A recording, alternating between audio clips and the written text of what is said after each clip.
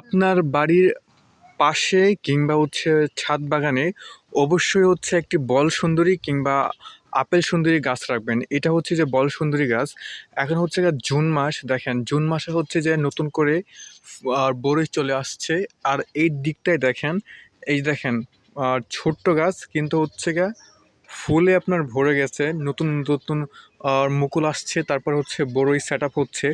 তাই যদি সম্ভব হয় এরকম একটা কুল গাছ রোপণ করেন, কারণ এই সব ফলে যে আপনার ভিটামিন প্রোটিন এই সবের বর্ণনা দিতে হয় না, এগুলো আমরা সচরাচর এমনি খেয়ে থাকি।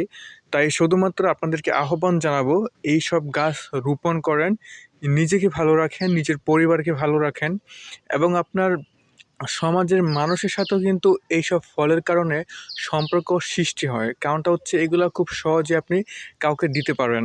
তাই বলি, আবার রিকোয়েস্ট করছি, সবাই গাছ রোপণ করুন। ধন্যবাদ।